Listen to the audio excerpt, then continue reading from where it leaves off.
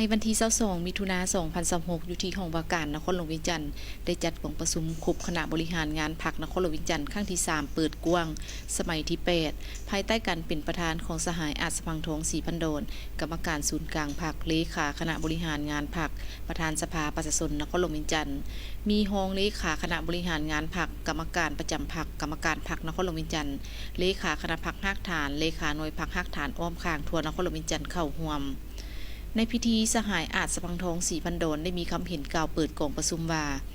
กองประชุมครบคณะบริหารงานพรรคนครหลวงวิจันทร์ครั้งที่3เปิดกว้างสมัยที่8พวกเราจะได้พร้อมกันสรุปตีราคาเวียกงานรอบด้านในการนำพาของคณะพรรคแต่ละขั้นในระยะ6เดือนต้นปี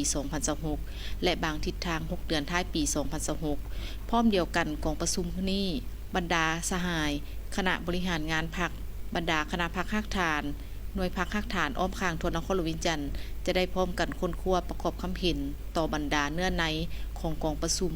ตามที่วาระกองประชุมได้กำหนดหัวข้อเส้นจะได้เสื่อมซึมผลกองประชุมครบคณะบริหารงานศูนย์กลางพรรคครั้งที่3สมัยที่12รับฟังการรายงานสภาพและการตีราคาการนำพาจัดตั้งปฏิบัติเป็นงานรอบด้านของคณะบริหารงานพรรคนครหลวงวิจันทร์ระยะ6เดือนผ่านมาและเวียกงานจุดสุ่ม6เดือนท้ายปีสรุปตีราคาผลของการนำพาเวียกงานแผนพัฒนาเศรษฐกิจสังคมและแผนงบประมาณระยะ6เดือนต้นปีและทิศทางแผนการจัดตั้งปฏิบัติ6เดือนท้ายปีเกี่ยวกับแผนวิสัยทัศน์และแผนเวียกจุดสุ่มในการพัฒนานครหลวงวิจันทร์ให้กลายเป็นนครอัจฉริยะติดพันกับการหันเป็นดิจิตอลโดยการหมุนไส้ระบบปัญญาประดิษฐ์ AI เข้าในการเฮ็ดเวียกตัวจริงการจัดตั้งปฏิบัติการเรียนการสอนและการจัดฝึกอบรมทฤษฎีการเมืองการปกครองให้แก่สมาชิกพรรคพนักงานหลักแหล่งการสร้างตั้งกองทุนเพื่อช่วยเหลือบรรเทาทุกข์ขององค์การกระแดงอยู่นครหลวงวิจันทร์แผนการแก้ไขปัญหาน้ำท่วมน้ำขังอยู่ขอบเขตเทศบาลนครหลวงวิจันทร์แผนการตอบโต้แต่หัวทีและแก้ไขปัญหาภัยพิบัติธรรมชาติน้ำท่วมอยู่นครหลวงวิจันทร์การก้าเกียมกองประชุมสมัยสามัญเทื่อที่2ของสภาประชาชนนครหลวงวิจันทร์สุดที่5โดยเฉพาะพวกเขาจะได้ประกอบความเห็นอย่างกว้างขวางและมีจุดสุ่ม